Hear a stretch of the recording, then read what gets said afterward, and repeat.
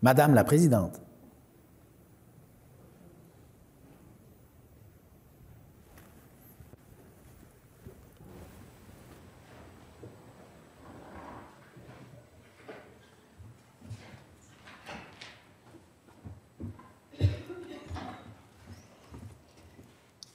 Bonjour, chers collègues. Veuillez prendre place.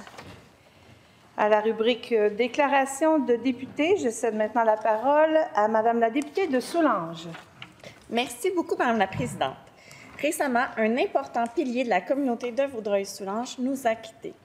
Natif du Nouveau-Brunswick et né de parents Micmac acadiens, l'ancien conseiller municipal de Rigaud, Archie Martin, est décédé le 27 janvier dernier. Monsieur Martin restera jamais gravé dans notre mémoire.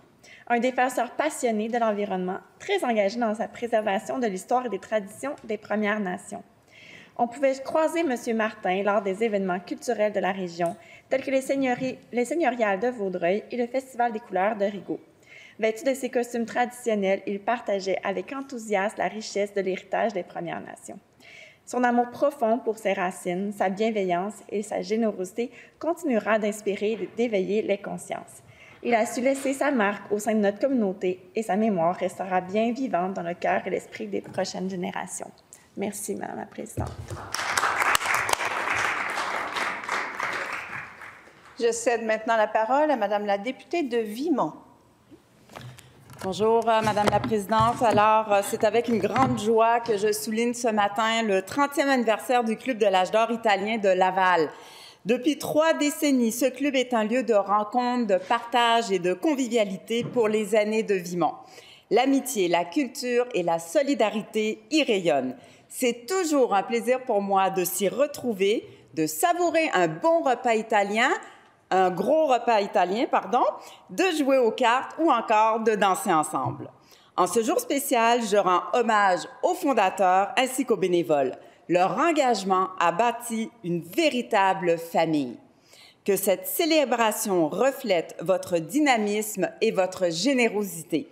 Joyeux 30e anniversaire à notre cher club italien et longue vie à cette très belle communauté. Merci. Merci, Madame la députée. Je cède maintenant la parole au député d'Hochelaga-Maisonneuve. Merci, Madame la Présidente. Demain, jour de Saint-Valentin, le regroupement des Auberges du Cœur du Québec lance une grande mobilisation nationale sous la bannière « On manque de tout sauf de cœur ». Elle vise à mettre en lumière le sous-financement chronique des ressources d'hébergement jeunesse communautaire, essentiel pour tant de jeunes en situation de vulnérabilité. Le constat est alarmant, pénurie de main-d'œuvre, épuisement des équipes, manque de ressources. Pourtant, ces organismes sont souvent le dernier rempart de nos jeunes face à la précarité. Je salue la présence de la directrice générale, Mme Paul Dalphon, et des membres du regroupement des Auberges du Cœur du Québec dans la salle. Ces personnes offrent aux jeunes en difficulté un environnement stable qui leur permet de quitter la rue et de cheminer vers une autonomie complète. Aujourd'hui, je joins ma voix à la leur et je demande au gouvernement un rehaussement urgent et récurrent du financement à hauteur de 28 millions de dollars. Il est impératif d'agir pour garantir à ces jeunes un toit, un soutien, un avenir. Ne détournons pas le regard. Ils manquent de tout, sauf de cœur. Soyons à la hauteur de leur engagement. Je vous aime beaucoup, vous êtes importants et importantes. Merci, Madame la Présidente. Merci. Je cède maintenant la parole à la députée de Darcy-McGee. Merci, Madame la Présidente. Aujourd'hui, j'aimerais souligner le 75e anniversaire du Carrefour familial des personnes handicapées. Depuis 1949, cet organisme autogéré soutient les personnes handicapées et leurs proches en défendant leur droit à l'autodétermination et à l'inclusion. Au fil des années, le Carrefour familial a mis en place une multitude d'actions pour répondre aux besoins variés de ses membres, que ce soit pour défendre leurs droits, les accompagner face à des situations de violence ou encore les soutenir dans leur parcours professionnel. L'organisme œuvre constamment pour améliorer leur qualité de vie. Avec son approche globale, le Carrefour familial joue un rôle clé dans la sensibilisation de la société aux défis uniques rencontrés par des personnes vivant avec une limitation motrice. À travers toutes ces initiatives, l'organisme continue de bâtir un avenir plus juste et inclusif pour tous.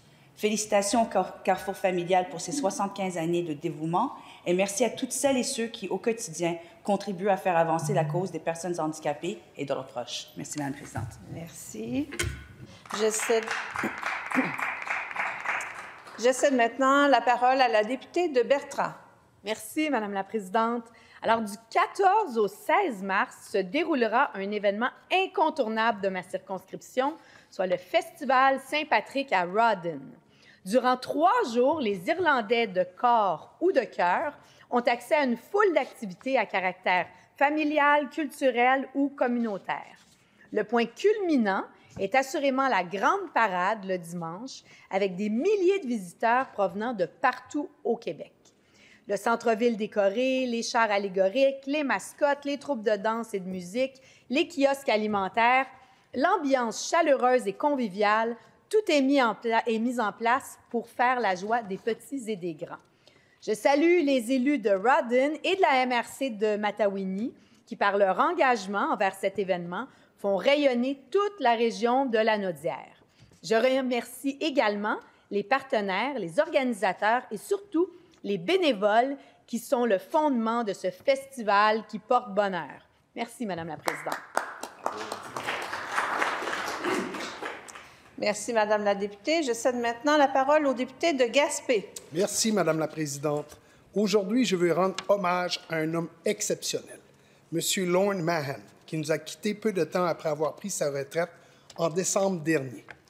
M. Mahan a consacré plus de 50 ans de son existence au service des autres en tant qu'ambulancier dans la région du Grand Percé. Durant toute sa vie, il a incarné le dévouement, la compassion et le courage face aux situations les plus tragiques.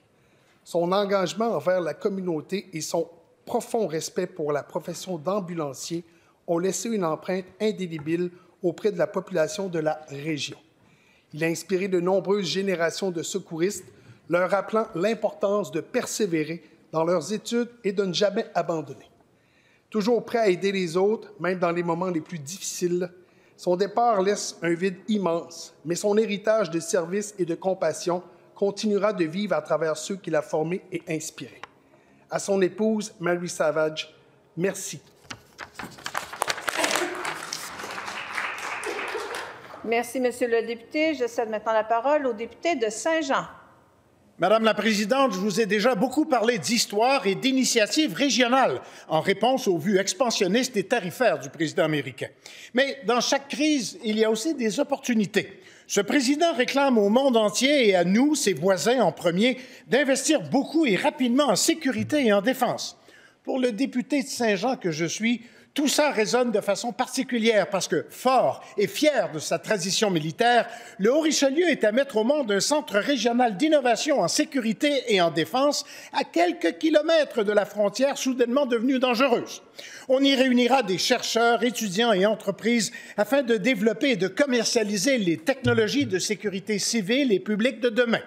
Nous pouvons faire notre part pour aider le Québec à tirer son épingle du jeu en profitant plutôt qu'en subissant les turbulences et les incertitudes de récentes politiques et les décrets américains. En nous adaptant à cette économie et à ce monde qui change à grands coups de décrets signés par des marqueurs Sharpie. Merci, Madame la Présidente. Merci, Monsieur le député. Je cède maintenant la parole au député de Chapleau. Merci beaucoup, Madame la Présidente. Aujourd'hui, je tiens à souligner avec fierté le 30e anniversaire de la maison de naissance de l'Outaouais, un lieu important pour les familles de notre région. Elle a su devenir un pilier de soutien à la naissance, offrant un environnement chaleureux et respectueux aux futures mamans et à leurs proches. Elle incarne l'engagement profond de notre communauté envers des soins de qualité centrés sur le bien-être des familles. Le premier accouchement a eu lieu en 1994 et depuis, ce sont des milliers de naissances qui se sont réalisées dans des conditions optimales grâce à une équipe de 20 sages-femmes passionnées. L'expérience des accouchements assistés par les sages-femmes séduit de plus en plus de familles au Québec, même si leur rôle demeure encore inconnu. En 2024, l'une des plus grandes réussites de la maison de naissance de l'Outaouais a été d'éliminer sa liste d'attente, répondant ainsi à la forte demande pour des soins personnalisés. La maison de naissance de l'Outaouais va au-delà de l'accouchement en offrant des ateliers et des formations pour aider les parents à chaque étape de cette belle aventure. En terminant, je félicite et remercie sincèrement toute l'équipe de la maison de naissance de l'Outaouais. Bon 30e anniversaire!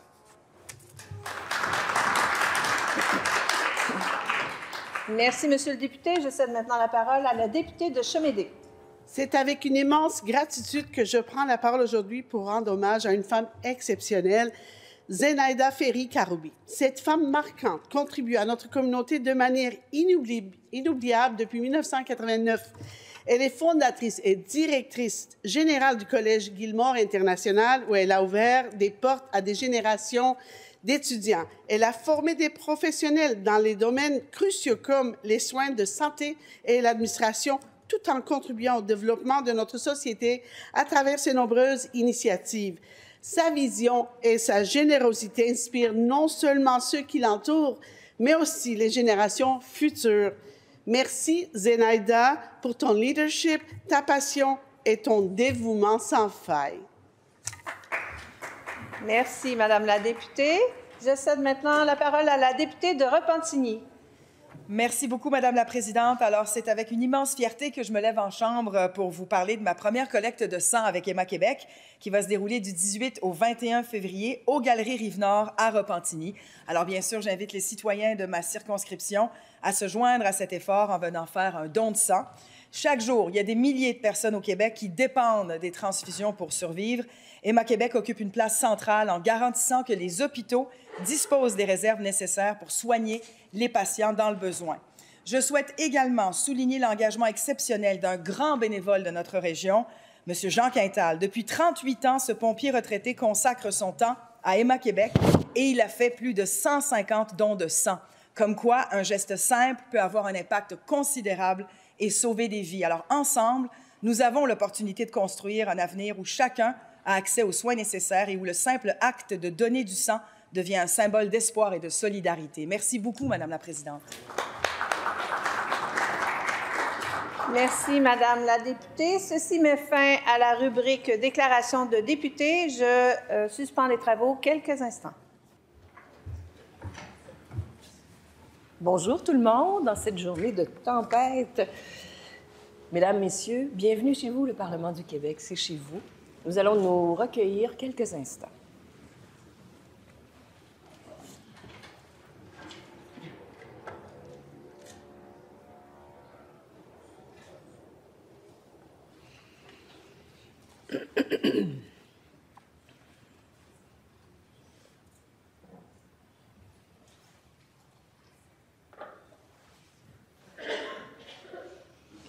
Je vous remercie beaucoup. Veuillez vous asseoir.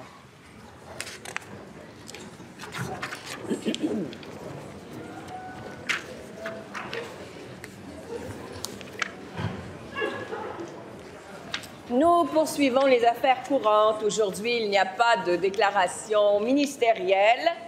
Les portes se referment. Merci.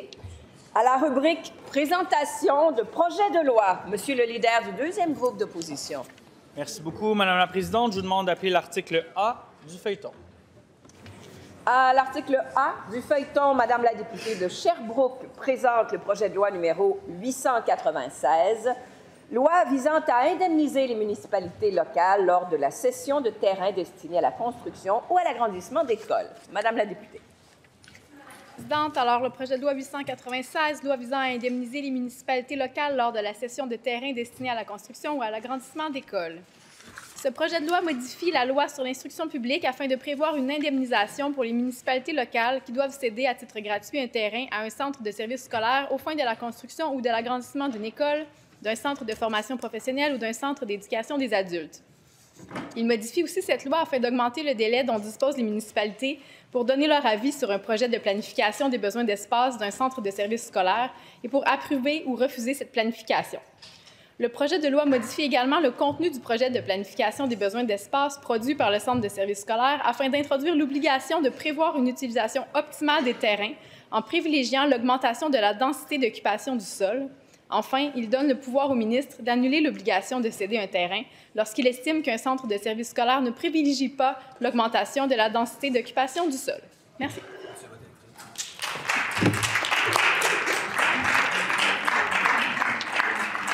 Est-ce que l'Assemblée accepte d'être saisie de ce projet de loi? Adopté. Maintenant, à la rubrique dépôt de documents. Madame la ministre responsable de l'administration gouvernementale et présidente du Conseil du Trésor. Alors, Madame la Présidente, je vais demander votre patience et permettez-moi de déposer les rapports annuels 2023-2024 des ordres professionnels suivants.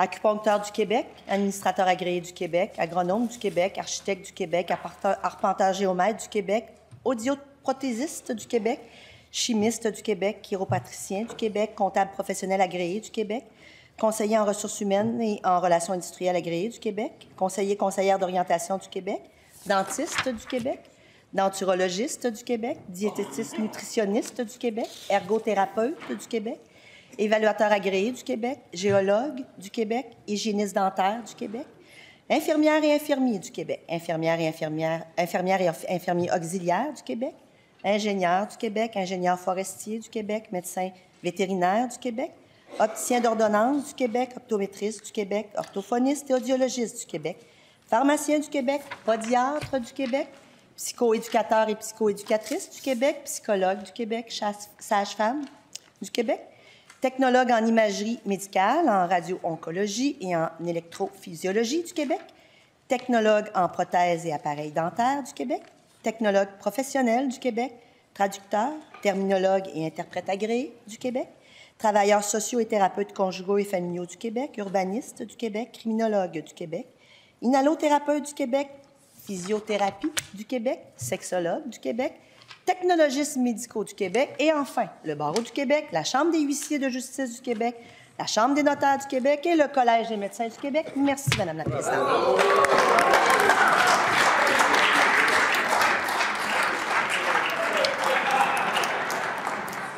Pour ceux qui nous regardent, à cette étape-ci, il est permis d'applaudir. Alors, ces documents sont déposés.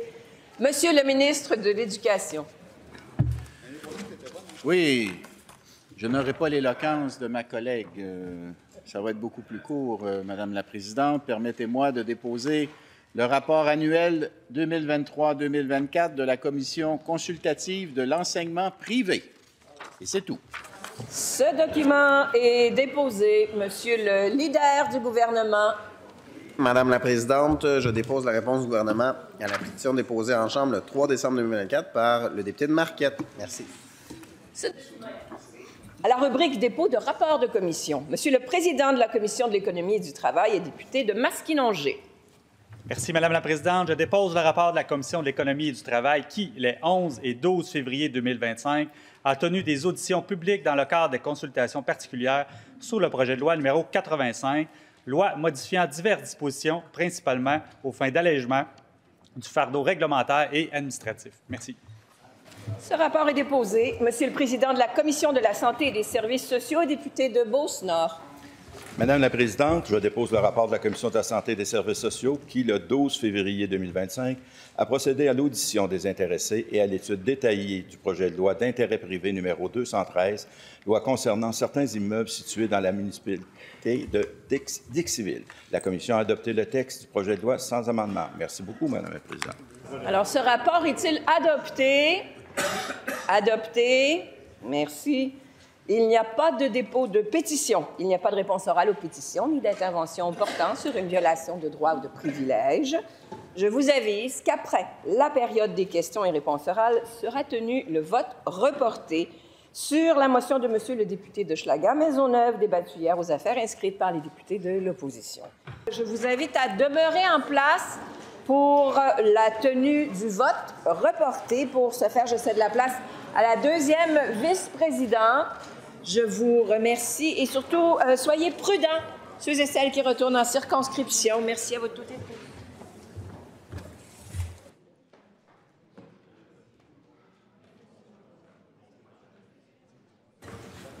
À la rubrique vote reporté, comme annoncé précédemment, nous allons maintenant procéder au vote reporté sur la motion de Monsieur le député d'Hochelaga-Maisonneuve, débattue hier aux affaires inscrites par le député de l'opposition et qui se lit comme suit. Que l'Assemblée nationale rappelle que le Québec est le premier État en Amérique du Nord à avoir renoncé à l'exploitation de l'exploration des hydrocarbures, qu'elle s'inquiète des récents appels dans l'espace public à relancer les projets de pipelines tels que GNL Québec et Énergie Est, qu'enfin, elle demande au gouvernement du Québec de s'opposer au développement de tout projet de pipeline sur son territoire. Le vote est maintenant ouvert.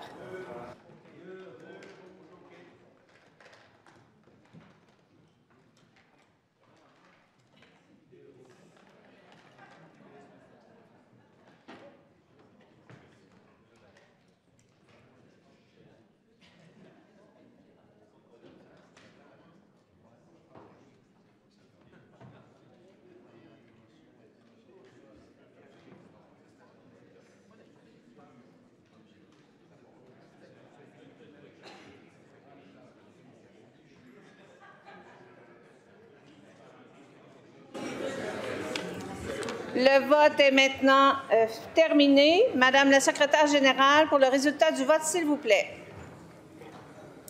Pour 11, contre 86, aucune abstention. La motion est rejetée. À la rubrique « Motion sans préavis », en fonction de nos règles et de l'ordre de présentation des motions sans préavis, je reconnais maintenant un membre du groupe formant le gouvernement et je cède la parole au ministre responsable des Relations canadiennes. Merci, Madame la Présidente. Je sollicite le consentement de cette Assemblée afin de présenter la motion suivante. Que l'Assemblée nationale prenne acte que la majorité des candidats à la chefferie du Parti libéral du Québec appuie l'ingérence du gouvernement fédéral dans des contestations judiciaires de lois québécoises. Qu'elle affirme que le gouvernement fédéral n'a pas la légitimité de s'ingérer dans la contestation judiciaire de lois dûment adoptées par les élus de la nation québécoise.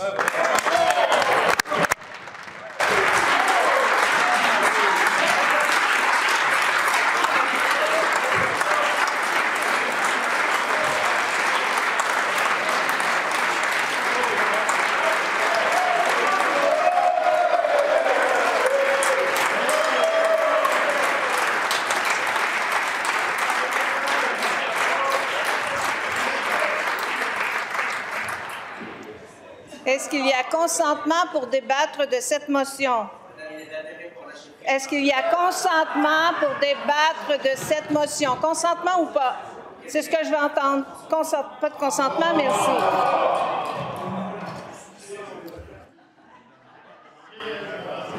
Un membre du groupe formant l'opposition officielle. Je souhaite maintenant entendre Madame la députée de Jeannemance-Vigée pour votre motion. Merci, Madame la Présidente. Je sollicite le consentement de cette Assemblée afin de présenter la motion suivante conjointement avec la ministre responsable de la région de Saguenay-Lac-Saint-Jean, la députée de Verdun, le député de Jean-Talon et la députée de Vaudreuil.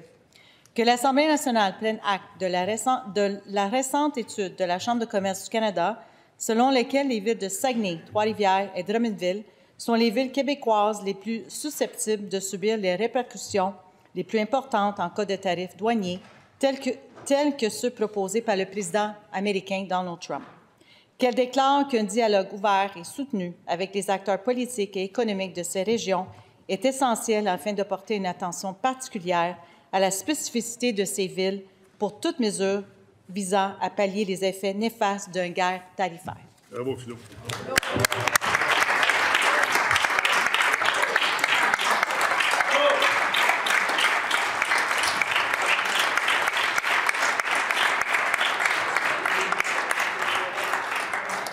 Merci, Madame la députée. Est-ce qu'il y a consentement pour débattre de cette motion?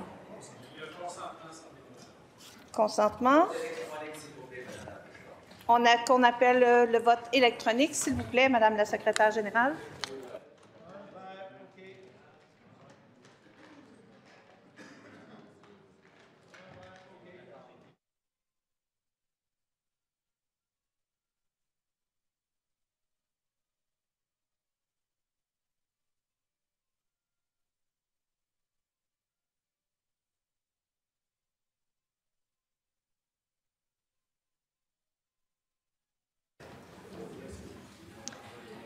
Le vote étant terminé, les résultats, Madame la secrétaire générale, s'il vous plaît.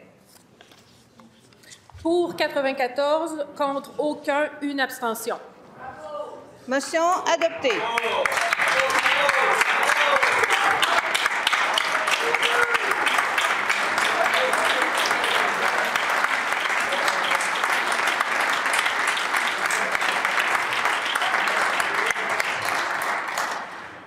Je reconnais maintenant un membre du... Pardon, je m'excuse, Monsieur le leader de l'opposition officielle.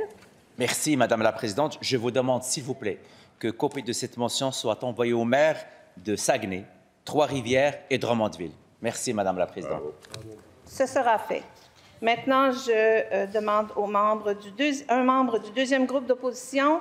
Monsieur le leader du deuxième groupe d'opposition, pour votre motion, s'il vous plaît. Merci beaucoup, Madame la Présidente. Permettez-moi de mentionner la présence du regroupement des Auberges du Cœur avec nous aujourd'hui. Madame la Présidente, je sollicite le consentement de cette Assemblée pour présenter la motion suivante, conjointement avec le ministre responsable des Services sociaux, la députée de Darcy McGee, le député des Îles-de-la-Madeleine, la députée de Vaudreuil et le député de Saint-Jérôme. Que l'Assemblée nationale souligne la première semaine nationale des Auberges du Cœur ayant pour thème « S'ancrer », ainsi que leur campagne « On manque de tout, sauf de cœur ». Qu'elle souligne que les 47 maisons d'hébergement communautaire jeunesse, dont 32 Auberges du Cœur à travers le Québec, viennent en aide à plus de 4 500 jeunes par année qui, autrement, n'auraient souvent d'autre choix que la rue, sans compter les demandes d'hébergement refusées qui dépassent les 6 000 dans la dernière année. Qu'elle insiste sur l'importance de respecter et soutenir les Auberges du Cœur dans leur mission et dans leur méthode d'intervention, en reconnaissant que les organismes sont les mieux placés pour déterminer comment intervenir auprès des jeunes vulnérables. Qu'elle prenne acte du fait que 33 % des jeunes qui sortent d'un placement de la DPJ connaissent au moins un épisode d'itinérance avant l'âge de 21 ans.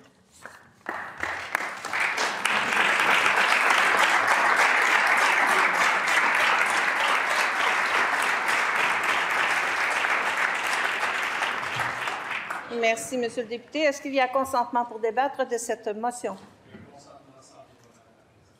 Monsieur le leader du deuxième groupe d'opposition. Je demanderai un vote électronique, s'il vous plaît.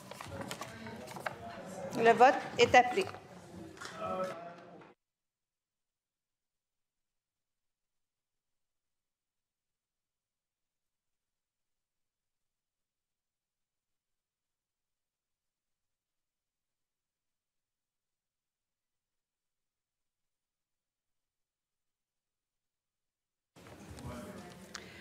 Le vote est maintenant terminé. Madame la secrétaire générale, pour le résultat du vote, s'il vous plaît. Pour 95, contre aucun, aucune abstention.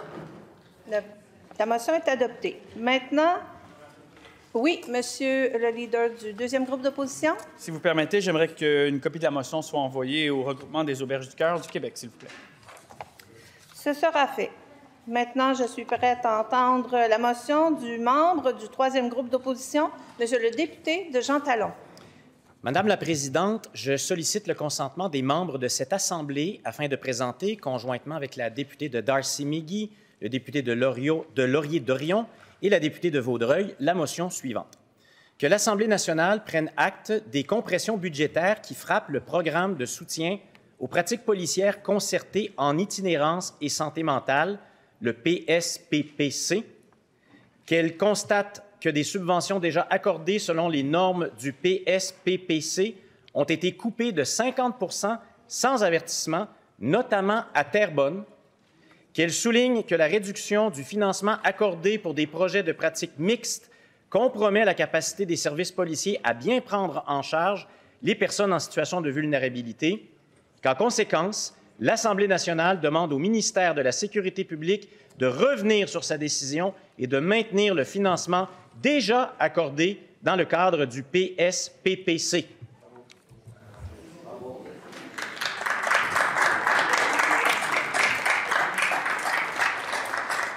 Est-ce qu'il y a consentement pour débattre de cette motion? Pas de consentement. Nous serions maintenant à la motion, les motions sans préavis et je reconnais Mme la Whip du deuxième groupe d'opposition. Merci, Mme la Présidente. Conformément à l'article 129 de notre règlement, j'ai fait motion afin que le député de Sainte-Henri-Sainte-Anne soit nommé membre de la Commission de la santé et des services sociaux en remplacement du député de Rosemont et qu'enfin ces changements prennent effet immédiatement. Est-ce que cette motion est adoptée? Adoptée. Donc, je vous demanderai de vous retirer en silence, s'il vous plaît, afin que je puisse entendre les avis touchant les travaux des commissions. Monsieur le leader adjoint du gouvernement, la parole est à vous.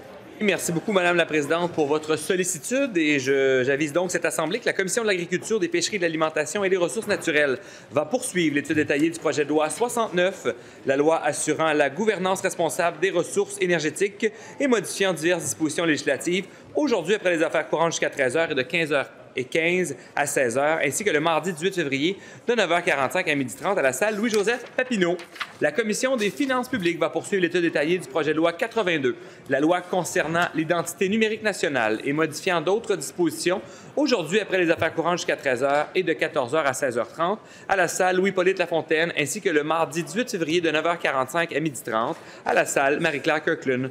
La Commission de l'aménagement du territoire va poursuivre l'étude détaillée du projet de loi 86, la loi visant à assurer la pérennité du territoire agricole et sa vitalité, le mardi 18 février de 9h45 à 12h30 à la salle Pauline Marois.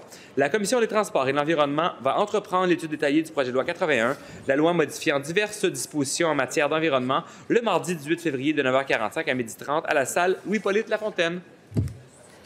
Merci, Monsieur le leader adjoint. Maintenant, pour ma part, je vous avise que la Commission de l'économie et du travail se réunira en séance de travail aujourd'hui de 13h à 13h30 à la salle Louis-Hippolyte Lafontaine afin de statuer sur la possibilité que la Commission se saisisse de la pétition portant sur la rémunération des stagiaires à la maîtrise infirmière praticienne spécialisée.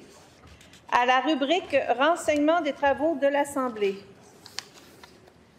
Je vous rappelle que lors de l'interpellation prévue pour demain, le vendredi 14 février 2025, Madame la députée de Sherbrooke s'adressera à Madame la ministre responsable des Aînés sur le sujet suivant, l'avenir des services et des soins à domicile. Je vous avise de plus que l'interpellation prévue pour le vendredi 21 février 2025 portera sur le sujet suivant, soit les coupures drastiques imposées au cégep et aux universités par le gouvernement caquiste. Madame la députée de Mont-Royal-Outremont s'adressera alors à Madame la ministre de l'Enseignement supérieur. La période des affaires courantes étant terminée, nous allons maintenant passer aux affaires du jour. Monsieur le leader adjoint du gouvernement, s'il vous plaît. Oui, merci beaucoup, Madame la présidente. Je vous demanderai de bien vouloir appeler l'article 1 du feuilleton, s'il vous plaît.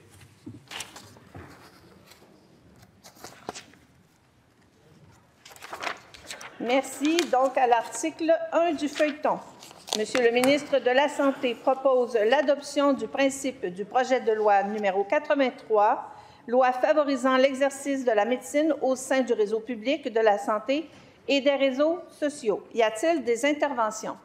Monsieur le ministre de la Santé, la parole est à vous. Oui, merci beaucoup, Madame la présidente. Et, Madame la présidente, j'aimerais profiter de ce que j'ai entendu cette semaine en commission sur la santé au cours des 2 journées de consultation, peut-être pour vous faire un petit commentaire personnel, Madame la présidente.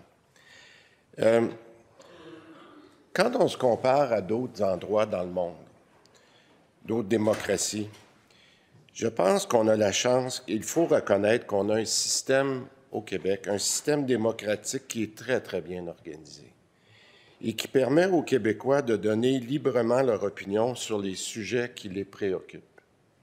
Puis je pense que c'est important, Madame la présidente, de le rappeler, et c'est pour ça que je dis que souvent, c'est un privilège que d'être ici, Madame la présidente, que nous avons tous. Et c'est dans ce cadre-là que j'aimerais faire quelques commentaires sur l'adoption de principe du projet de loi 83. Je tiens vraiment à remercier les groupes de consultation qui sont venus en commission et particulièrement ceux qui ont déposé des mémoires parce que ça prend un temps pour faire cette réflexion-là puis nous aider dans nos propres réflexions. Et je le souligne, Madame la présidente, on a entendu différents groupes.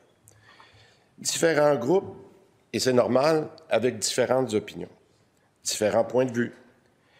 Et encore une fois, je le dis, chacun de ces groupes-là a vraiment contribué à la réflexion qu'on est en train d'avoir. C'est une réflexion qui est importante pour nous, pour notre gouvernement, et, je le répète, la contribution de chacun est essentielle à notre réflexion. Et quand on dit qu'on écoute les Québécois, je peux comprendre aussi, Madame la présidente, que le projet de loi ne fait pas en ce moment l'unanimité des groupes que nous avons rencontrés, dont, entre autres, plusieurs fédérations de médecins. Je rappelle entre autres, que certains groupes trouvent qu'on va trop loin dans les actions proposées et d'autres groupes, d'un autre côté, trouvent qu'on ne va pas assez loin et proposent même d'autres mesures, notamment pour faciliter l'accès des Québécois. Mais je rappelle aussi, Madame la Présidente, que 86 % des Québécois sont favorables à un projet de loi qui favorise la pratique de la médecine au public et au Québec pour les nouveaux médecins. 86 % Madame la Présidente. Je rappelle que notre gouvernement, par contre, a toujours affirmé que le réseau privé peut être complémentaire au réseau public et on en a vu, Madame la Présidente, les bénéfices durant la pandémie, je pense ici notamment avec les chirurgies. Donc, je veux rassurer la population. Je veux donc être ferme et rassurant. Ferme parce qu'on va continuer d'avoir le courage de faire les changements qui sont nécessaires et les changements qu'on avait clairement établis dans le plan santé qu'on a déposé en 2022. Mais je veux aussi être rassurant qu'on est toujours sur l'objectif, un objectif très clair, c'est l'amélioration de l'accès des Québécois à leur système de santé. Maintenant, durant les consultations, et je trouve important de le mentionner, Madame la Présidente, parce que je dis souvent en Chambre, à cette Assemblée, qu'on entend beaucoup de critiques sur le réseau, mais on oublie souvent de parler de ce qui va bien. Et il y en a beaucoup qui vont bien. Et d'ailleurs, cette semaine, j'ai entendu certains groupes, sans les nommer, décrier les conditions du réseau de la santé, notamment pour les médecins. Maintenant, Madame la Présidente, puis je veux être clair, ce qu'on demande aux médecins, c'est de s'engager dans le réseau public. Et en contrepartie, Madame la Présidente, notre gouvernement s'engage à continuer d'améliorer les conditions, comme on l'avait prévu au plan de santé, autant pour le personnel que pour les patients. D'ailleurs, je ferai remarquer qu'on a aussi entendu de très, très bons commentaires, entre autres de médecins, à l'effet qu'on était dans la bonne direction avec notre plan santé. Et j'apprécie cette reconnaissance-là des personnes qui l'ont fait. Ils se reconnaîtront.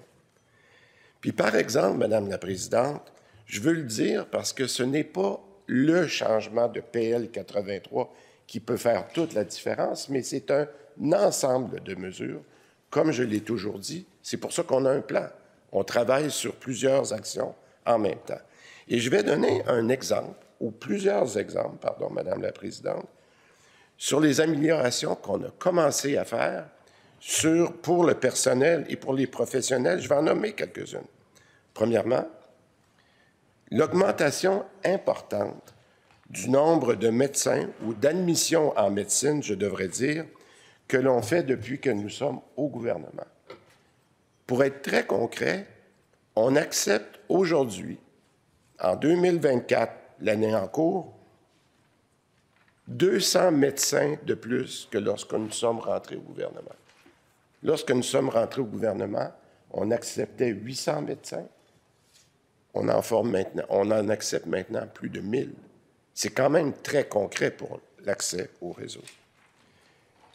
On s'était engagé, grâce à un autre projet de loi, à réduire ce qu'on appelle la main-d'œuvre indépendante, les agences privées. Je rappellerai, Madame la Présidente, qu'on est déjà en avance sur nos objectifs. On s'était donné un objectif de le faire sur 3 ans. Quand je regarde nos statistiques à toutes les semaines, on est déjà en avance sur notre objectif de réduction de la main-d'œuvre indépendante.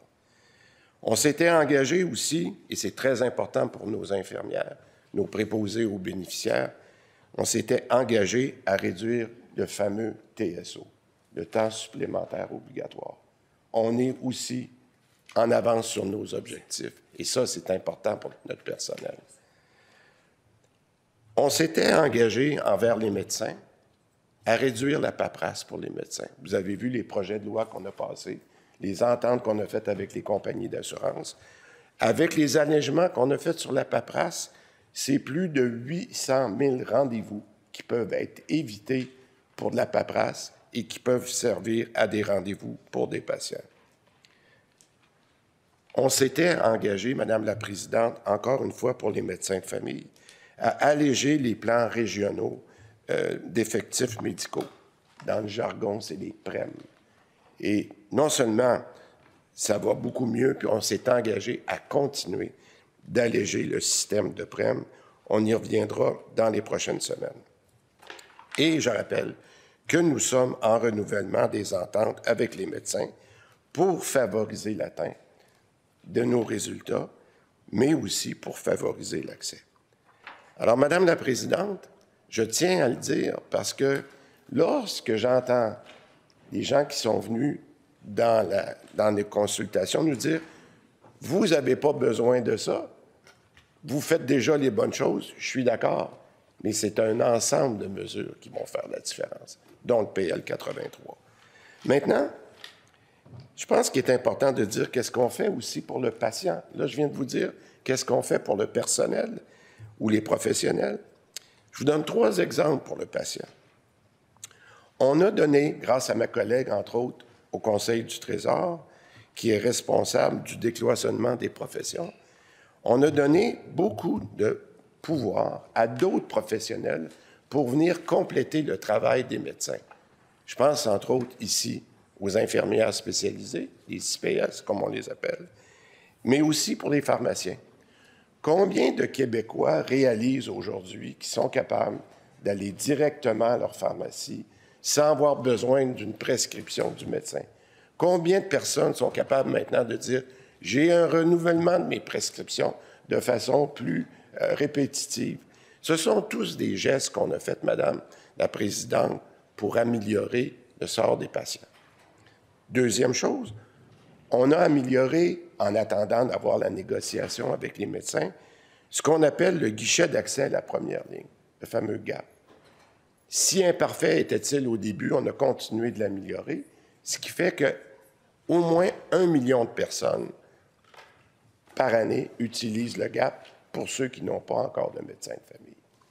C'est quand même un gros changement. Et on est en train de finaliser la mise en place d'une plateforme de rendez-vous, comme on l'avait fait avec Clic Santé pendant le temps de la vaccination. Alors, Madame la Présidente, c'est important pour moi de faire le point sur ça, parce qu'on s'est engagé à améliorer le réseau de la santé après la pandémie, et on va continuer de le faire. Mais, Madame la Présidente, c'est pour ça aussi que parce qu'on s'engage à continuer d'améliorer le réseau, ce qu'on demande en contrepartie aux médecins, c'est de s'engager envers le réseau public. Soyons très clairs. En conclusion, Madame la Présidente, je pense qu'on peut faire un peu le parallèle. Je dirais que c'est une grosse roue qui tourne. Plus on aura de personnel et de médecins qui travailleront dans le réseau public, plus on va améliorer les conditions pour le personnel qui y travaille déjà et aussi pour les patients. Nous avons toujours un grand objectif que j'ai mentionné plusieurs fois dans la dernière année, c'est que chaque Québécois ait accès à un professionnel de la santé d'ici l'été 2026. Et j'y tiens mordicus. Les Québécois nous demandent un meilleur accès et nous allons continuer de travailler pour eux. Je pense, Madame la Présidente, qu'on peut le résumer. C'est un contrat social entre les Québécois et les médecins. Et Madame la Présidente, j'invite donc mes collègues partenaires à voter en faveur de l'adoption du principe du projet de loi 83, favorisant l'exercice de la médecine au sein du réseau public de la santé et des services sociaux. Merci beaucoup, Madame la Présidente.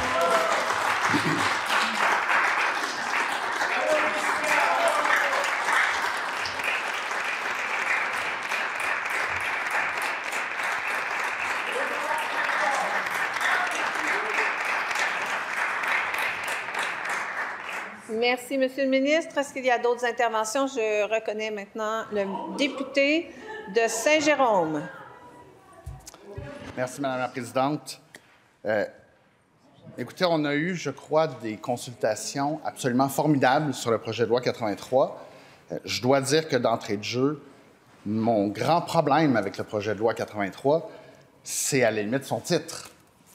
Quand on parle d'un projet de loi visant à favoriser, ou enfin favorisant l'exercice de la médecine au sein du réseau public de la santé et des services sociaux, je ne m'attends pas à voir un projet de loi qui oblige tout nouveau médecin ou qui impose aux étudiants et aux résidents en médecine des mesures sous peine de sanctions pénales salées. Madame la Présidente, certains parlent de jusqu'à 1 million de dollars d'amende par semaine. C'est même les plus payés des spécialistes ne font pas nécessairement ça en une année. Alors évidemment, je pense que le ministre le souligne, c'est un projet de loi qui s'inscrit dans un ensemble de mesures. Il y a des choses qui fonctionnent, il y a des choses qui fonctionnent moins bien. Et évidemment, avec les médecins, c'est toujours, surtout quand on est en négociation, c'est toujours une réflexion d'allocation des ressources, de disponibilité pour favoriser l'accès. Je peux comprendre l'objectif, je ne peux pas comprendre les moyens. On n'utilise pas la carotte, on n'utilise pas le bâton, on utilise presque la prison dans le secteur public. Je ne comprends pas comment ça peut être motivant d'utiliser cet outil-là. En fait, si on avait eu un titre plus représentatif, ça aurait été un projet de loi utilisant la conscription des médecins pour le service public pendant 5 ans. Je ne vois pas cet intérêt-là. Évidemment, ça a lancé tout un débat, Madame la Présidente. On a vu différents groupes intervenir. Plusieurs groupes parlaient presque d'une même voix, Madame la Présidente. En termes de diversité des points de vue, il y avait du travail à faire. On a donc négocié aussi sur les invitations à différents groupes. Mais ce qu'on entendait, c'est effectivement qu'il n'y a rien dans ce projet de loi qui motive les médecins à venir travailler dans le secteur public. Bien au contraire. On peut être à l'aise avec l'objectif, plusieurs l'étaient, mais de réussir à les attirer, comme on dit, c'est avec du miel et pas du vinaigre qu'on attire. Donc, on est plutôt en train de manquer la cible avec ce projet de loi-là. Permettez que je prenne une petite gorgée d'eau.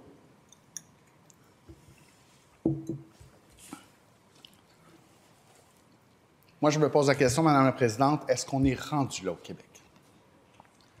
C'est sûr que ça ne fait pas plaisir quand le président de la Fédération des médecins spécialistes explique en réponse à des questions que non, il n'a pas vu un système aussi contraignant et aussi coercitif être mis en place nulle part, sauf peut-être à Cuba. Ça n'a pas fait plaisir au ministre et je peux comprendre, parce qu'on ne veut certainement pas se comparer à Cuba. Je pense qu'on n'est pas rendu là. J'espère qu'on n'est pas rendu là. Surtout, puis le ministre le soulignait, surtout si on pense au plan santé, parce qu'effectivement, il y a plusieurs intervenants qui ont célébré la direction prise par le ministre avec le plan santé, qui reposait sur 4 piliers, rappelons-nous, dont le personnel. Donc, les gens qui travaillent dans le système, c'est effectivement non seulement un lieu de soins pour les Québécois, pour les patients, mais c'est aussi un milieu de travail, un milieu de collaboration interprofessionnelle. C'est important de maintenir l'engagement, la mobilisation, le dévouement de tout ce personnel. Non seulement on ne le favorise pas, mais pour moi, c'est vraiment d'aller à l'encontre du plan de santé que ce ministre a proposé, qu'il est en train de réaliser, et on ne voit pas pourquoi, à part si c'est pour l'objet de négociations, parce qu'elles ont cours avec les fédérations de médecins, on ne voit pas pourquoi il dévierait à ce point du chemin qu'il a lui-même tracé. Le plan santé, dont le titre, c'est pour un réseau plus humain et plus efficace. J'insiste sur le plus humain.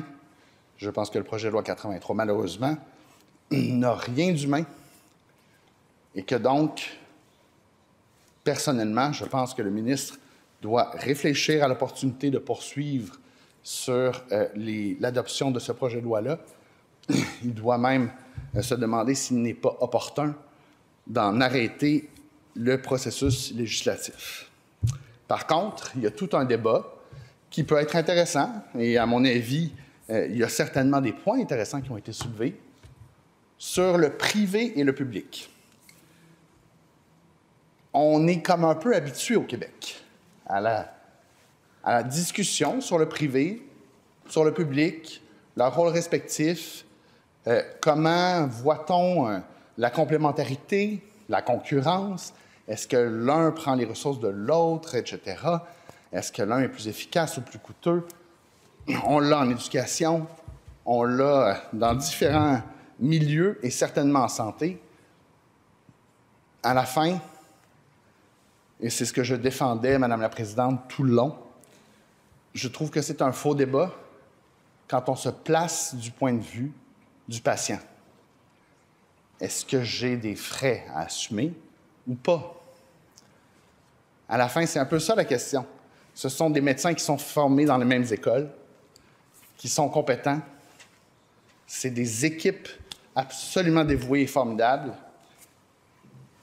Est-ce que le fait que ça soit la propriété d'un entrepreneur ou d'investisseurs ou des fonctionnaires du ministère de la Santé a vraiment un grand impact? Peut-être, peut-être pas. Pour le patient, c'est une question d'avoir accès sans frais aux soins dont il a besoin. Et ce pourquoi, d'ailleurs, on paye une partie considérable des impôts, taxes, tarifs de toutes sortes à l'État québécois. Si on se ramène à ça, il y a peut-être un aspect qui, pour moi, me semble intéressant, parce qu'évidemment, il y a des groupes, vous comprendrez, Madame la Présidente, qui venaient défendre le régime public, l'aspect public, le secteur public, mais à grand coup de « c'est important, c'est essentiel et c'est même le seul qui doit compter ». Je n'étais pas nécessairement d'accord avec eux, on s'entendait dès le départ là-dessus. Par contre, dans la discussion, on peut avoir dans les échanges tout à coup des éléments intéressants. Hein? La CSN qui défend un régime public et seulement public, je respecte tout à fait cette position, mais je leur ai posé la question, quand vous parlez de pas de profit sur la maladie, ça signifie donc que le privé, par exemple, le communautaire autonome, qui est privé, mais sans but lucratif, sont l'exclu. On s'entend souvent là-dessus. C'est pas vraiment le privé, c'est pas le public non plus, mais on peut avoir, par exemple, les ESSAD en soins à domicile. Fait que finalement, il y a quand même des portes ouvertes. Puis après ça, je leur demandais aussi où ils allaient, pas de profit sur la maladie, ça peut être large. Parce qu'évidemment, bon, il y a des médecins, qui c'était un peu l'objet du débat, qui se désaffilient de la RAMQ. Certains trouvent ça épouvantable. D'autres se disent, ben non, ils vont faire un travail très, très utile, ils vont soigner des patients aussi. Puis, il y a des IPS qui ouvrent des cliniques d'infirmières payantes, Madame la Présidente. Généralement, c'est pas très cher. Généralement, il y a accès rapidement. Le service est très apprécié.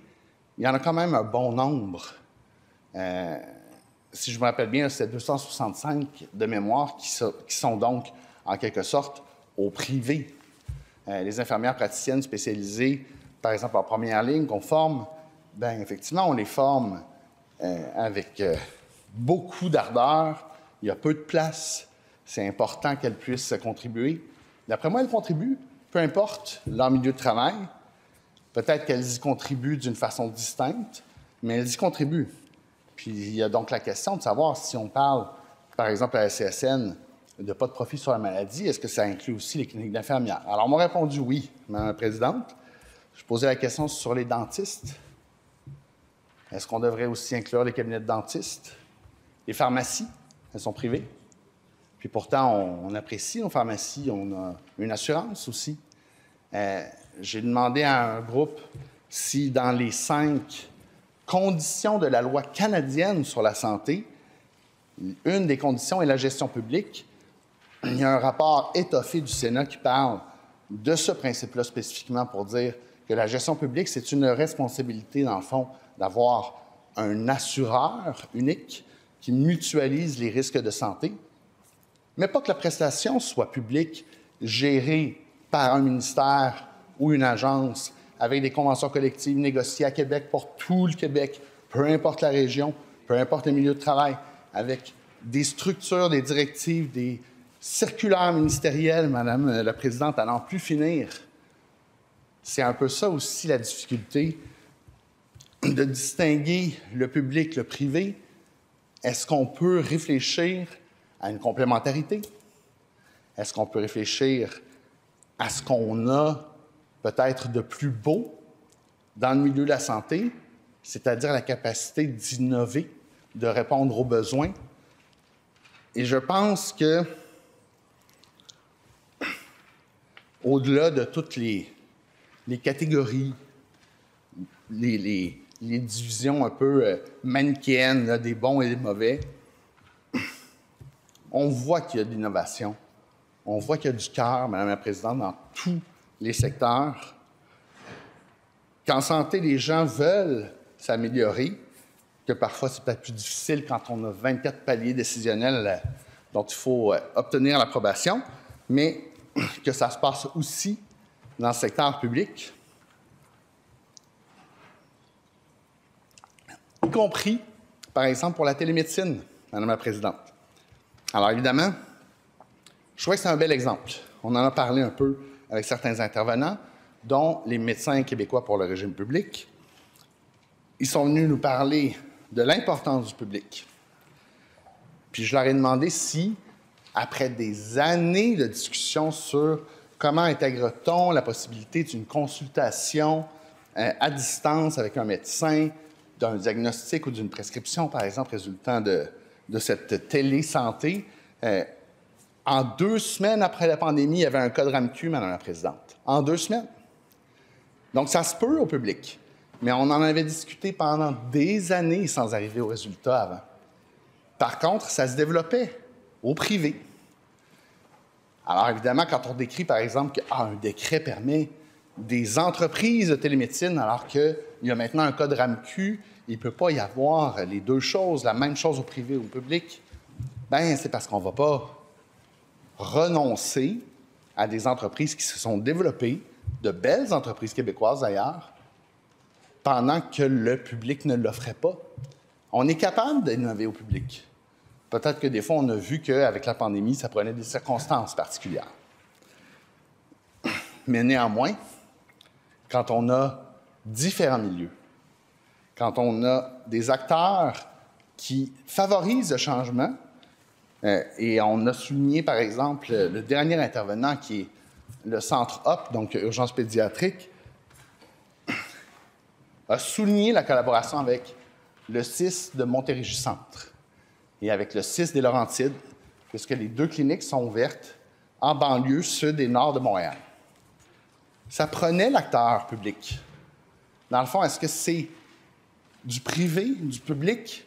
C'est des partenaires qui soignent les gens sans frais, de manière équitable, de manière universelle et avec une organisation absolument spectaculaire, Madame la Présidente. Écoutez, pour vous donner un exemple, un ordre de grandeur, puis avec les nuances qui s'imposent, dans leurs 2 cliniques, ils traitent en moyenne le même volume que le Children's puis Sainte-Justine à tous les jours. Ce sont 2 cliniques versus 2 hôpitaux.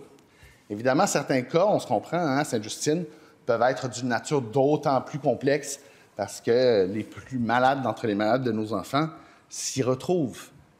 Mais néanmoins, en termes de volume, c'est inédit. C'est incroyable. 95 % de la prise en charge, elle est effectuée en dessous de 90 minutes. Et vous savez à quel point ils sont publics? Bien, leurs résultats sont intégrés au tableau de bord. Alors évidemment, les tableaux de bord du CIS des Laurentides, de la Montérégie-Centre, les tableaux de bord publics intègrent les résultats de ces 2 cliniques qui font une prise en charge extraordinaire, rapide, avec des taux de satisfaction ahurissants. Et puis,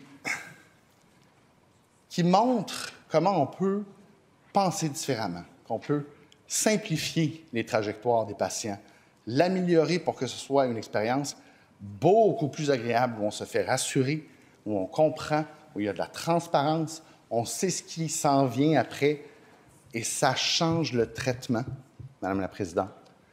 De se sentir partenaire dans son propre soin, comme parent pour le soin de ses enfants, ça change le traitement, ça change les soins.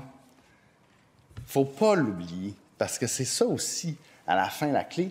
Moi, j'entendais, en fait, je posais la question au docteur Dubrovski qui est venu nous en parler du Centra, puis derrière l'accueil, juste le processus d'accueil dans une urgence d'hôpital, généralement, on rentre dans une urgence où il n'y a pas de fenêtre, ce sont des néons, puis on se cogne un peu le nez sur une vitre par balle avec un petit trou, puis derrière, il y a une infirmière qui fait le triage, puis il y a une grosse affiche qui dit « Nous ne tolérons pas la violence ». C'est comme ça qu'on est accueillis dans plusieurs urgences d'hôpitaux, mais pas au Centrop. Ça ressemble, puis c'est le ministre qui le disait, on a l'impression de rentrer dans un CPE. Il y a des modules de jeu, il y a des livres québécois dans les étagères, aucun écran, Madame la Présidente. Il y a quelque chose là comme une recette pour désamorcer les tensions. Tout à coup, là, des gens qui arrivent et qui sont presque déjà en position agressive parce qu'on sait, hein, quand on va se faire soigner, ça va être difficile. Ils ont cet a priori-là, comme beaucoup d'entre nous. Bien, tout à coup, ils se font accueillir avec le sourire par une infirmière qui est assise sur un tabouret à côté d'une table avec son ordinateur. On leur demande qu'est-ce qui se passe, on les réfère, on les fait suivre tout un processus. S'ils ont besoin, par exemple, d'une imagerie médicale, c'est généralement juste à côté, c'est fluide, ils sont ouverts 12 heures par jour, 365 jours par année, Madame la Présidente, donc des heures défavorables aussi, de 8 à 8. Et c'est toujours dans une perspective de soigner, même à l'accueil. Ce qui fait qu'on peut soigner parfois un bras cassé, sans anesthésie, avec l'enfant qui rigole en choisissant son plâtre, qui va avoir des couleurs différentes que juste le plâtre ordinaire qu'on aurait eu dans un hôpital. C'est complètement différent. Le soin est différent. L'approche est différente. Puis c'est sans frais. Ça aide considérablement tout ce qui est de la relation thérapeutique. Je pense qu'on a vu dans notre dernier intervenant une vision complètement différente des choses. Je voudrais conclure, Madame la Présidente, en disant que si on se place du point de vue du patient, si on réfléchit d'abord et avant tout en se centrant sur le patient, on ne le voit plus, le public ou le privé. Je pense qu'il faut voir un accès équitable, universel, à des soins de santé sans frais. Mais il faut aussi voir la possibilité que différentes recettes soient essayées, qu'on puisse simuler les uns les autres quand on voit ce qui fonctionne à côté, ce qui a été adopté par une autre équipe qui a l'air de bien marcher, avec des données, par exemple, en temps réel, qui sont transmises à tous, à l'équipe soignante, aux patients aussi, qui est considéré comme un partenaire. Il y a des belles recettes de succès, Madame la Présidente, qui peuvent être utilisées beaucoup plus largement. C'est possible, quand on regarde du point de vue du patient, de se dire on n'accepte pas la situation actuelle. C'est pas vrai que ce qu'on connaît comme système de santé doit forcément nous apparaître comme une fatalité. Au contraire, on va la transformer, cette réalité-là. On va la transformer parce qu'on va mettre tout le monde ensemble. Ce n'est pas une question de privé-public. C'est une question de se centrer sur le patient. Et je pense qu'on est rendu là, au Québec. Merci, Madame la Présidente. Merci, Monsieur le député. Avant de passer à un autre intervenant, comme annoncé hier, je vous informe que 2 débats de fin de séance se tiendront aujourd'hui à 13 heures. Le premier débat portera sur une question adressée à Mme la députée de Bourassa-Sauvé, à Mme la ministre de l'Emploi concernant l'accès aux services publics d'emploi en Outaouais et en Abitibi. Le deuxième débat portera sur une question adressée par M. le député de Tachereau à Mme la ministre des Transports et de la Mobilité durable concernant le tracé potentiel du troisième lien. Maintenant, est-ce qu'il y a d'autres interventions? Oui, Monsieur le leader adjoint du gouvernement. Oui, je vous demanderais d'ajourner le débat, s'il vous plaît. Est-ce qu'il y a des interventions sur la motion d'ajournement de débat? S'il n'y a pas d'intervention, la motion d'ajournement est-elle adoptée? Adoptée. Monsieur le leader du gouvernement. Oui, merci beaucoup, Mme la Présidente. Je vous demanderais de suspendre nos travaux jusqu'à la tenue des débats de fin de séance, s'il vous plaît. Donc, une demande de suspension a été faite. Je suspends les travaux quelques minutes, en fait jusqu'à 13 heures. Merci. Nous reprenons nos travaux tels qu'annoncés précédemment. Nous allons maintenant procéder au débat de fin de séance. Le premier débat portera sur une question adressée par Mme la députée de Bourassa-Sauvé à Mme la ministre des Relations internationales et de la francophonie en remplacement de Mme la ministre de l'Emploi concernant l'accès aux services publics d'emploi en Outaouais et en Abitibi. Je vous rappelle que, conformément à l'article 310 du règlement, le député qui a soulevé le débat et le ministre qui lui répond ont chacun un temps de parole de 5 minutes et le député a ensuite droit à une réplique de 2 minutes.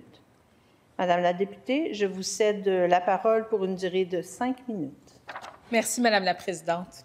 Madame la Présidente, j'ai demandé ce débat de fin de séance parce que hier, lors de la période de questions, j'ai été insatisfaite des réponses que j'ai reçues de la part de la ministre de l'Emploi lorsque je lui ai fait part des inquiétudes qui m'ont été rapportées dans la région de l'Outaouais quant à l'accessibilité aux services publics d'emploi. Je vous explique, Madame la Présidente.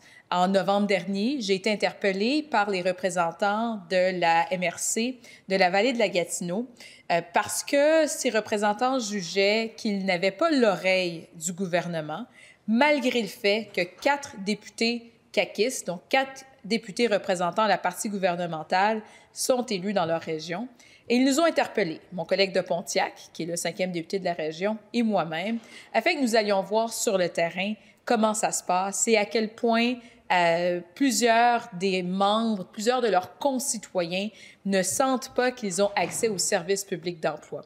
Donc, j'ai fait le détour, je me suis rendue à Maniwaki, j'ai rencontré la préfète de la MRC de la vallée de la Gatineau, Chantal Lamarche, différents maires, des mairesses, le Carrefour Jeunesse Emploi également, qui nous ont d'abord exposé comment leur réalité était très distincte de celle qu'on pouvait voir donc, dans le Grand Centre, donc à Gatineau, et qu'ils avaient soumis une stratégie main-d'œuvre et ruralité à la ministre, au gouvernement, et que malgré donc, certains acquiescements donc, généraux, ils ont l'impression qu'on leur fait la sourde oreille et ils ne voient pas qu'il y a réponse à leurs préoccupations. Avant les fêtes, donc dans le contexte où moi je me suis rendue à Maniwaki, la région vivait déjà une crise, donc avec la fermeture de différentes entreprises en se disant, ben voilà, on a besoin de ces services publics d'emploi-là parce que donc notre secteur forestier est en crise. Il n'est pas minuit moins une, Madame la Présidente, on nous disait il est minuit et une. Donc on a vraiment besoin d'avoir cette oreille-là. Et en ce qui a trait au Conseil régional des partenaires du marché du travail, bien, celui-ci est institué à Gatineau. Bien, la manière de bien répondre aux enjeux de la région était de développer une stratégie main-d'œuvre et ruralité comme projet pilote à coût nul et de la part des acteurs qui sont déjà mobilisés autour de ces enjeux. Madame la Présidente, parfois les problématiques, les enjeux liés à Service Québec ne font pas toujours la une des journaux. Les gens ne se mobilisent pas toujours autour de ces enjeux-là. Et là, quand on a la chance d'avoir une communauté qui, elle, se sent investie de cette mission-là, de veiller à ce que ses intérêts soient bien représentés et qui se dit, bien, je ne fais pas juste me plaindre, j'amène des solutions tangibles et à coût nul, je le répète, bien, le gouvernement fait la sourde oreille, les députés caquistes de la région font la sourde oreille. Donc, je suis allée visiter des bureaux de Service Québec en Outaouais, à Maniwaki, Madame la Présidente, pour voir donc ce qui nous était rapporté. Je me suis rendue au CGE, je l'ai mentionné. Même chose, le CGE nous dit, nous, on est là à aider donc ces jeunes acteurs en pleine crise forestière. Et là, nous ne recevons pas les fonds nécessaires. On nous dit qu'on va opérer des coupes parce que, bon, de toute façon, donc la crise, bon, c'est pas si grave que ça. On n'est pas du tout dans la même situation au niveau des taux de chômage qu'avant. Donc, inquiétez-vous pas. 20 janvier 2025, et la ministre des Relations internationales le sait très bien, elle pourra nous en parler. Donc, inauguration de Donald Trump à la présidence des États-Unis, contexte de crise tarifaire dans lequel nous nous trouvons toujours 24 jours plus tard avec les soubresauts et les surprises qui viennent avec. Le premier ministre nous a parlé de perte de plus de 100 000 emplois. Dans ce contexte-ci, on comprend là, que même s'il y avait déjà une crise avant les fêtes, celle-ci s'est accentuée depuis. Donc, les parties prenantes se sentent complètement délaissées. Donc, non seulement elles n'ont pas l'oreille du gouvernement quant aux stratégies à coût nul qu'elles amènent au gouvernement pour s'assurer que leur population ait accès à des services publics d'emploi de qualité, mais d'autant plus, dans le contexte actuel, vous comprendrez que c'était d'ajouter de l'insulte à l'injure quand ils ont reçu une lettre de Service Québec leur disant « Mais vous savez quoi? Nous, on va fusionner les directions générales de Service Québec de l'Outaouais avec la direction générale des services de Service Québec en Abitibi-Témiscamingue. » Comment le gouvernement, comment la ministre explique cette fusion, cette décision? Comment, en fait, on m'explique que le gouvernement, et c'est ce que j'ai cru comprendre de la réponse de la ministère, c'était assez flou, ne reculera pas dans le contexte de crise tarifaire dans lequel nous nous trouvons aujourd'hui, ne reculera pas alors que le premier ministre nous a prédit des pertes de 100 000 emplois à travers le Québec. Merci, Madame la Présidente. Merci, Madame la députée. Et maintenant, je cède la parole à la ministre et je vous rappelle que vous disposez de 5 minutes. Merci. Bonjour, Madame la Présidente. Je veux d'abord commencer par remercier ma collègue pour sa question. C'est vrai que c'est un sujet important. Elle a fait état de l'élection du gouvernement, de l'administration Trump, qui nous menace de tarifs. Et c'est vrai qu'on a besoin de stabilité. Et je pense que le sujet qu'elle soulève est important pour notre gouvernement, mais également pour les régions. Je pense qu'il est temps et qu'il est important de mettre les choses au clair. Donc, dans un premier temps, je tiens à rassurer la députée de Bourassa-Sauvé, il n'est aucunement question d'une fusion entre les bureaux de Service Québec de l'Outaouais et de l'Abitibi-Témiscamingue. Ce sont deux régions distinctes, et c'est clair pour nous, et elles vont le demeurer. D'ailleurs, il y a plusieurs faits qui démontrent cette question. D'abord, les deux conseils d'administration des partenaires du marché du travail sont toujours bel et bien là, et les deux forums des ressources externes en employabilité aussi. Deuxièmement, les deux régions conservent également leur propre budget respectif. Et troisièmement, les deux régions réaliseront aussi leurs activités respectives régulières, et ça, tout en poursuivant leur collaboration. Maintenant, c'est à la suite d'un départ à la retraite qu'on a décidé de nommer une seule et même personne pour s'occuper des deux régions.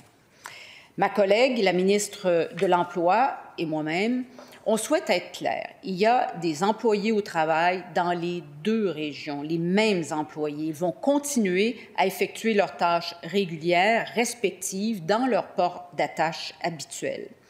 D'ailleurs, on est absolument confiant sur le fait que les gens des deux régions vont continuer à avoir des services de qualité et même qu'on croit que ces mêmes services en seront améliorés grâce à une plus grande collaboration, à une plus grande agilité.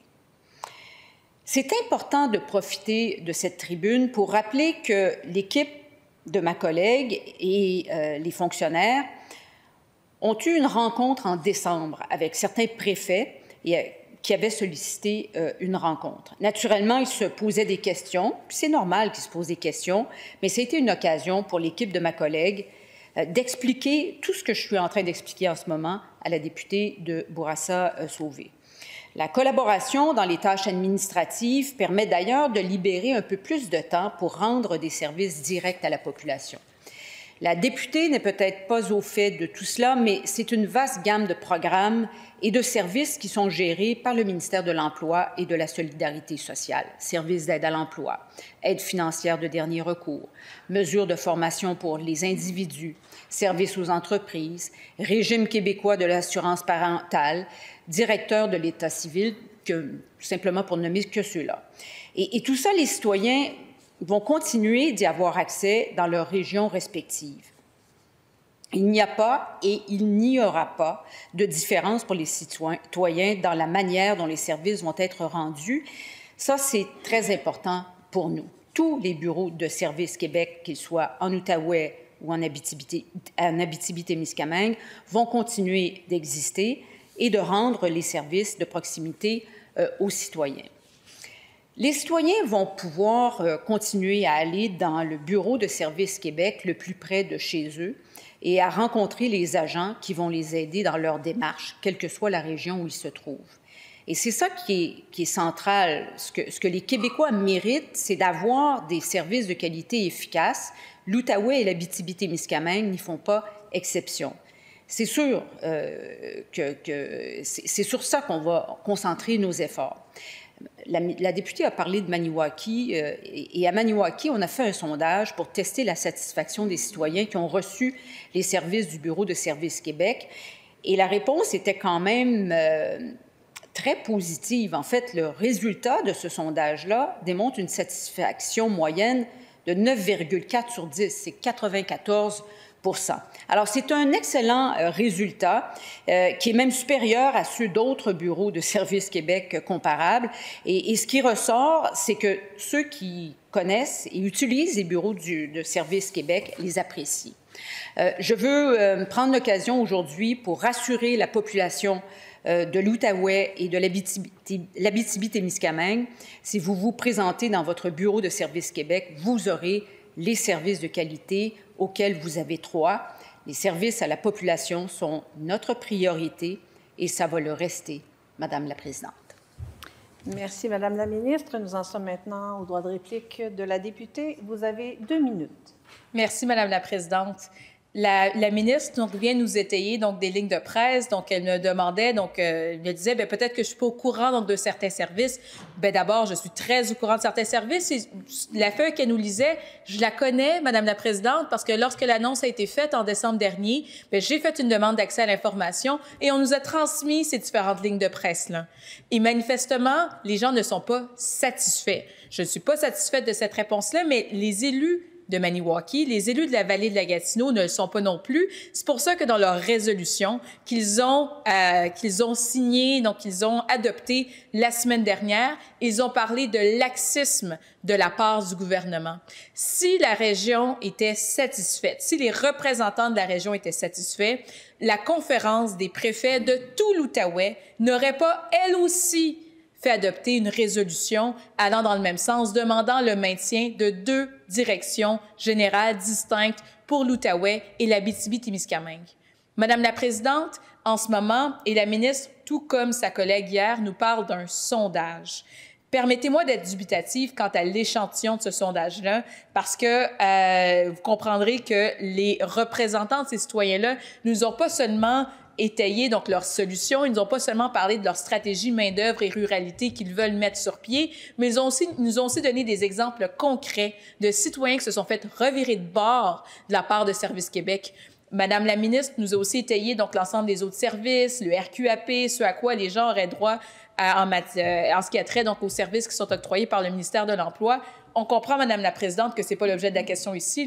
D'ailleurs, au niveau du RQAP, le rapport de la vérificatrice générale a été quand même assez éloquent à ce sujet quant aux réformes qui doivent avoir lieu et à quel point les gens sont aussi insatisfaits là-dessus. Donc, je n'ai pas ma réponse et ce que je souhaite, c'est que le gouvernement recule sur sa décision de fusionner les 2 directions. Merci, Madame la députée. Maintenant, nous allons procéder au 2e débat qui portera sur une question adressée par Monsieur le député de Tachereau à Madame la ministre des Transports et de la Mobilité durable concernant le tracé potentiel du 3e lien. Monsieur le député, je vous cède la parole pour une durée de 5 minutes. Merci, Madame la Présidente. Si j'ai demandé ce débat de fin de séance, c'est parce que j'ai été insatisfait des réponses de la ministre à ma question sur le troisième lien que je lui ai posé hier. Pour remettre un peu de contexte, j'ai reçu de la part d'un lanceur d'alerte des cartes qui montrent des tracés concernant le troisième lien, donc des projets de tracés qui sont à l'étude actuellement au ministère des Transports. On a des tracés de tunnels, on a des tracés de ponts qui tous enjambent ou passent sous le fleuve Saint-Laurent. Ce qui est intéressant de savoir, c'est que ces cartes-là m'ont été envoyées aussi avec de l'information concernant les grilles d'évaluation qui servent évidemment à évaluer quel est le meilleur tracé possible pour un éventuel troisième lien. Ce qui apparaît, c'est que selon ces grilles d'évaluation-là, le meilleur tracé serait celui du centre ici, qui passe à travers le centre-ville de Lévis et le centre-ville de Québec. Et que ce tracé-là, en fait, n'obtiendrait même pas la note de passage. Donc, ce serait le meilleur des projets étudiés actuellement et il n'obtiendrait pas la note de passage. En fait, on parle d'environ 55 %. Au Québec, en bas de 60, on ne passe pas, Madame la Présidente. Donc ça, je trouve ça très intéressant parce que, d'une part, ce qu'on se rend compte, c'est que finalement, les employés de Madame la ministre eux-mêmes n'arrivent pas à trouver que ce projet-là a du bon sens, d'une part, et d'autre part, ces employés-là se sentent obligés de passer par l'opposition pour faire entendre leur voix. C'est-à-dire qu'à l'interne, ils n'ont soit pas l'écoute, mais ils n'ont pas la confiance de Madame la ministre et se sentent obligés de passer par exemple, moi-même ici, pour envoyer le message à l'effet pour que la population sache que ce projet-là n'a pas de bon sens et ne score pas bien. Mais ce que je trouve inquiétant, d'autant plus, c'est que ce projet-là n'obtient pas un bon score sur des critères qui sont quand même intéressants. Au niveau des transports, donc les critères utilisés, là, transport, critères de coût, critères environnementaux, critères d'urbanisme et critères de patrimoine, Madame la Présidente. Et c'est particulier parce qu'effectivement, ce tracé-là passe sous le Vieux-Québec. Qu'est-ce qu'on a au Vieux-Québec, Madame la Présidente? C'est un site reconnu au patrimoine mondial de l'UNESCO. Ce site-là est protégé. On devrait le chérir, on devrait le mettre en valeur, on devrait toujours réfléchir à mettre en valeur ce site qui nous rend si unique à travers le monde. On devrait le protéger, on devrait le chérir.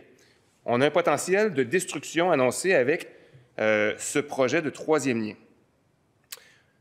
On sait déjà en partant que sur le troisième lien, là, on ne réglera jamais aucun problème de congestion en ajoutant des voies de circulation routière.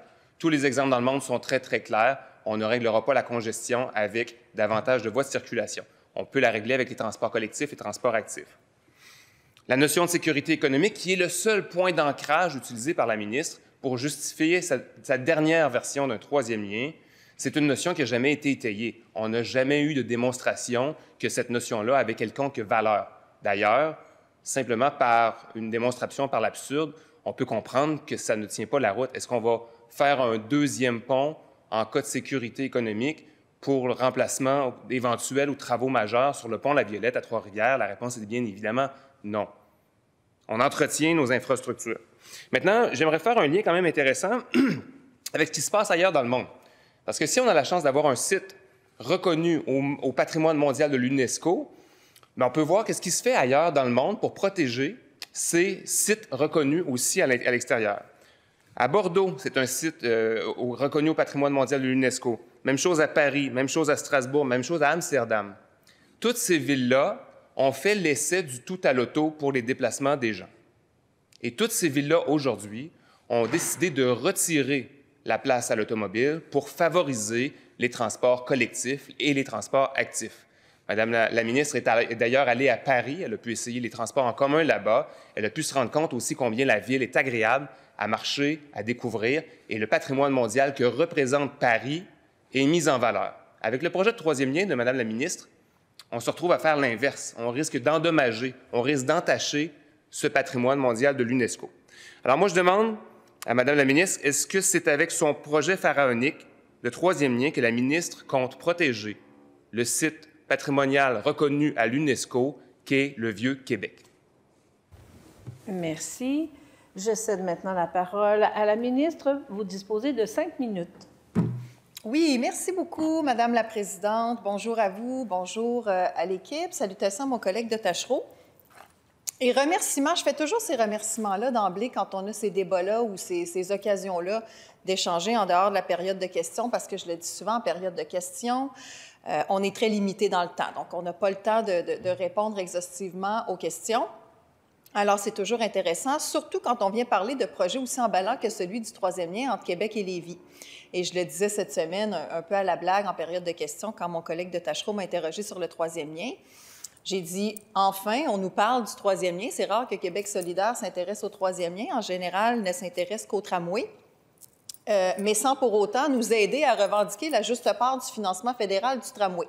Ce qui est assez paradoxal. Et d'ailleurs, je me permets de mentionner qu'à ce jour, je ne l'ai toujours pas entendu ou lu demander au fédéral, au Parti libéral fédéral, de respecter par écrit sa promesse de financer 40 du projet de tramway de Québec et aussi 40 du prolongement de la ligne bleue du métro de Montréal. Il me parlait du transport collectif à Paris.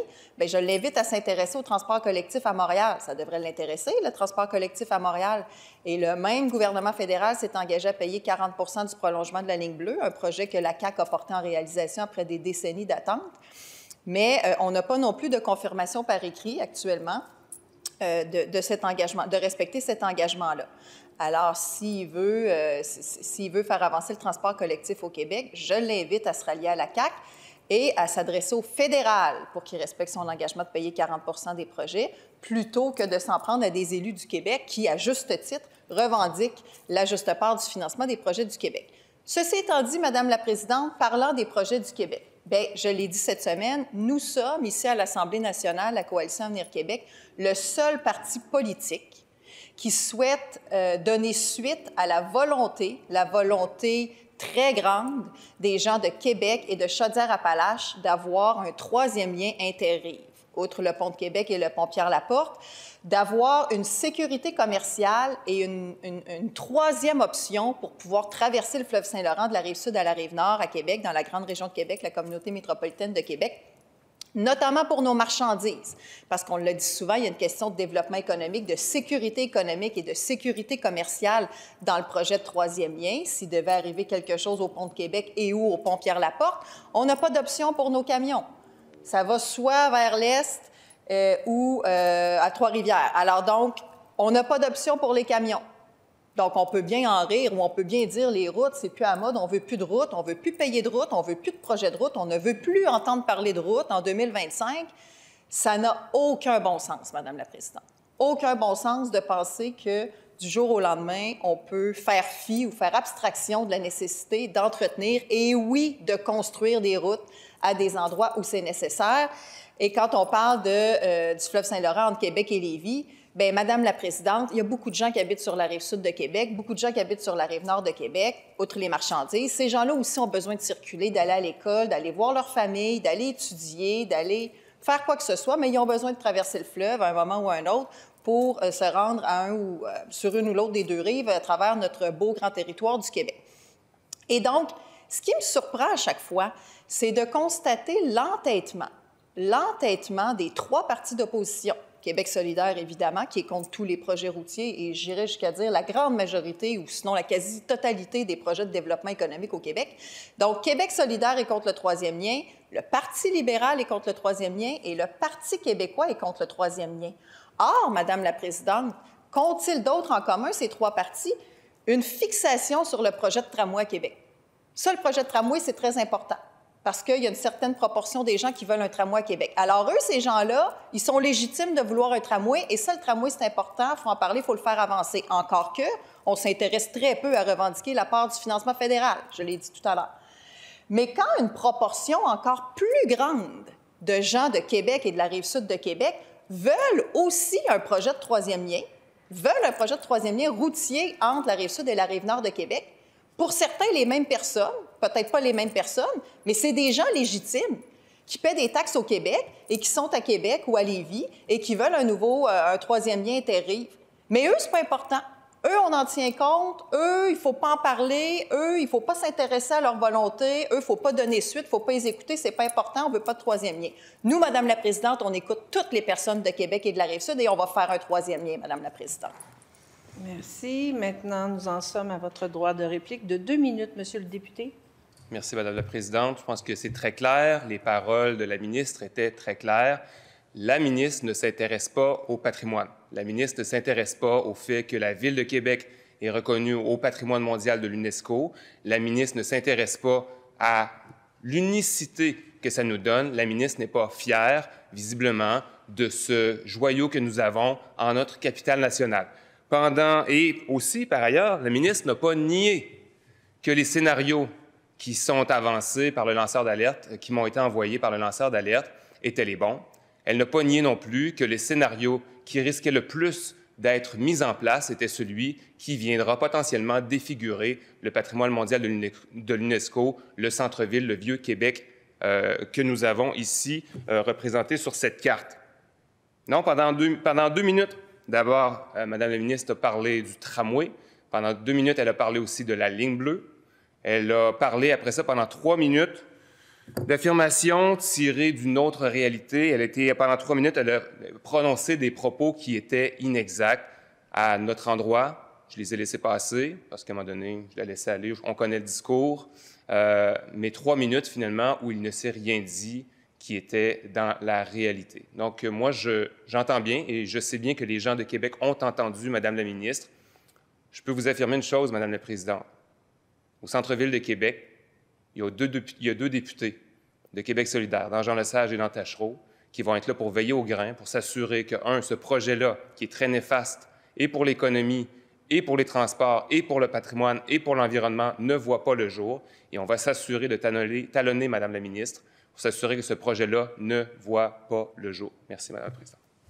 Merci, Monsieur le député. Ceci met fin au débat de fin de séance. Madame la ministre, vous avez une motion? Alors, Madame la Présidente, je vous demande d'ajourner nos travaux au mardi 18 février 2025 à 10 heures. Est-ce que cette motion est adoptée? En conséquence, nous ajournons nos travaux au mardi 18 février 2025, 10 heures. Merci tout le monde.